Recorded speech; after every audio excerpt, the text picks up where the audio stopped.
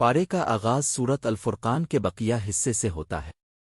آغاز میں اللہ فرماتا ہے کہ جن لوگوں کو میری ملاقات کا یقین نہیں وہ بڑے تکبر سے کہتے ہیں کہ ہمارے اوپر فرشتے کا نزول ہونا چاہیے، ہم پروردگار کو اپنی آنکھوں سے دیکھنا چاہتے ہیں۔ جب وہ قیامت کے روز اپنی آنکھوں سے فرشتوں کو دیکھیں گے تو اس دن مجرموں کو کوئی خوشخبری نہیں ملے گی۔ اس صورت میں رسول اللہ صلی اللہ علیہ وسلم کا اپنی امت سے متعلق ایک شکوہ بھی بتایا کیا ہے کہ آپ صلی اللہ علیہ وسلم قیامت کے دن اللہ سے ان لوگوں کی شکایت کریں گے جنہوں نے قرآن مجید کو چھوڑ دیا، نہ تلاوت کی، نہ سمجھا اور نہ اس پر عمل کیا۔ لہذا ہر مسلمان کو چاہیے کہ وہ قرآن کو پڑھنے، سمجھنے اور اس پر عمل کرنے کی کوشش کرتا رہے۔ اس صورت میں ارشاد ہے کہ قیامت کے دن ظالم اپنے ہاتھ کو کاٹے گا اور کہے گا اے کاش میں نے رسول صلی اللہ علیہ وسلم کے راستے کو اختیار کیا ہوتا، اور کاش میں نے فلاں کو اپنا دوست نہ بنایا ہوتا، اس نے تو مجھے نصیحت جانے کے بعد غافل کر دیا۔ یعنی بہت سے لوگ بری صحبت کو اختیار کرنے کی وجہ سے گمراہ ہوں گے۔ انسان کو ہمیشہ نیکوکاروں کی صحبت اختیار کرنی چاہیے۔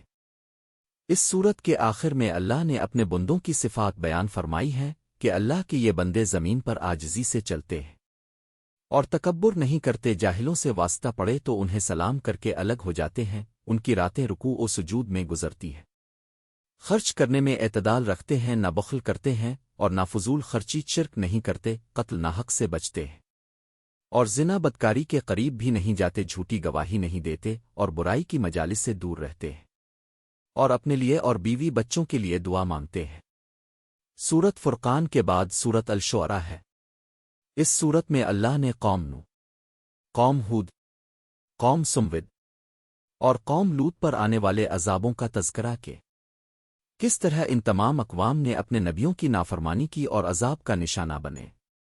اللہ نے ان سب نبیوں کا اسلوب دعوت بیان فرمایا ہے کہ انہوں نے کار نبوت کے بدلے اپنی قوم سے کچھ نہیں چاہا، بلکہ اپنی ساری تگ و دو کا اجر صرف اللہ سے چاہا۔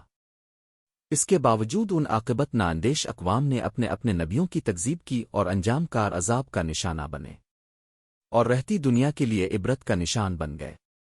اللہ نے جناب ابراہیم علیہ السلام کا بھی ذکر کیا کہ انہوں نے اپنی قوم سے بت پرستی کی وجہ دریافت کی کہ کیا تم جب ان کو پکارتے ہو اور وہ تمہاری پکاروں کو سنتے ہیں، اور کیا وہ تمہیں نفع نقصان پہنچاتے ہیں؟ تو جواب میں قوم کے لوگوں نے کہا نہیں، بلکہ ہم نے اپنے آبا و اجداد کو ان بتوں کو پوجتے ہوئے دیکھا، اس لیے ہم بھی انہیں پوجتے ہیں۔ اس پر جناب ابراہیم علیہ السلام نے کہا کہ میں تمہارا اور تمہارے آبا و اجداد کے معبودوں کا مخالف ہوں۔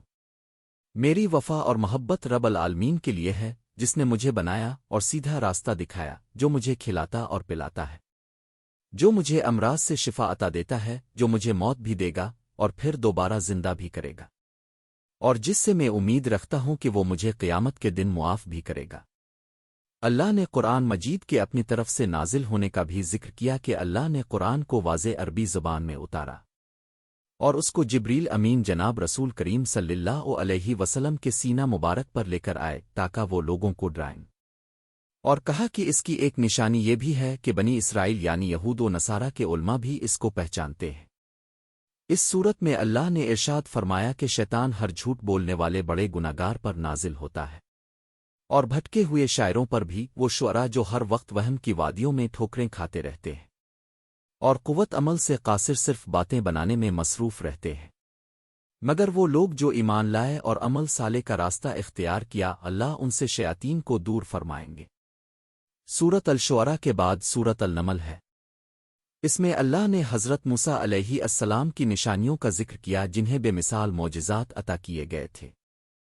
اس کے بعد اللہ نے داؤد علیہ السلام اور سلیمان علیہ السلام کو علم کی نعمت سے مالا مال فرمایا اور ان کو اپنے بہت سے بندوں پر فضیلت عطا فرمائی۔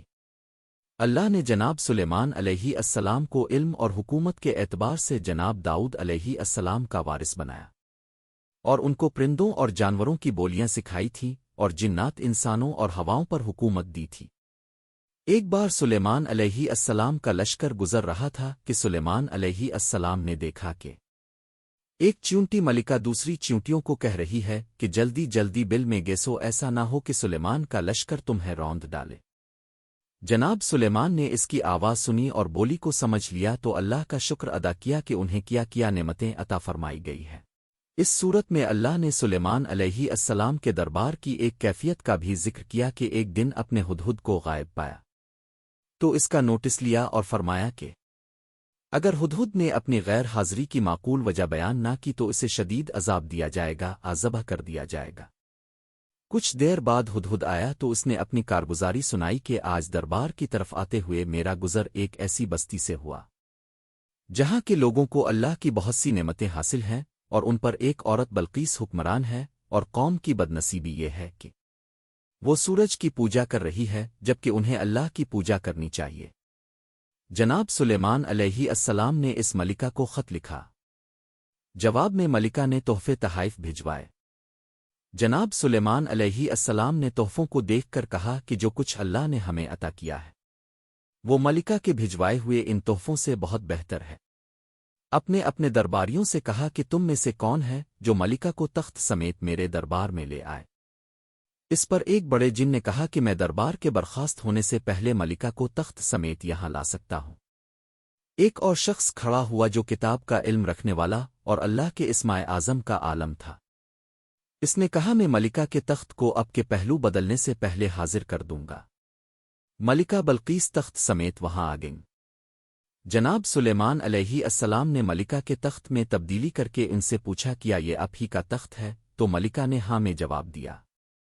اس کے بعد جناب سلیمان علیہ السلام نے ملکہ کو اپنے محل کے ایک خاص حصے میں آنے کی دعوت دی جس کا فرش شیشے کا بنا ہوا تھا، لیکن دیکھنے والی آنکھ کو پانی محسوس ہوتا تھا۔ جب ملکہ بلقیس شیشے کے فرش پر سے گزرنے لگیں تو اپنی پنڈلیوں سے کپڑے کو اٹھا لیا تاکہ پوشاک گیلی نہ ہو۔ جناب سلیمان علیہ السلام نے کہا کہ یہ پانی نہیں شیشہ ہے۔ اس طرح انہوں نے ملکہ کو جتلایا کہ اب پانی اور شیشے میں فرق نہیں کر سکے۔ جناب سلیمان علیہ السلام اصل میں ملکہ کو باور کرا رہے تھے کہ اسی طرح اب سورج کی روشنی اور اللہ کے نور میں فرق نہیں کر سکیں، چنانچہ سورج کی پوجا کرتی ہے۔ ملکہ نے فوراً اعلان کیا کہ اے میرے پروردگار، میں نے اپنی جان پر ظلم کیا، اور یوں انہوں نے اسلام قبول کر لیا۔ یہ واقعہ ہمیں بتاتا ہے کہ دین کی دعوت ہمیشہ حکمت اور دانائی سے دینی چاہیے اور مخاطب کو اپنے ماحول میں لا کر دینی چاہیے۔ اللہ تعالی ہمیں قرآن مجید پڑھنے، سمجھنے اور اس پر عمل کرنے کی توفیق دے۔ آمین۔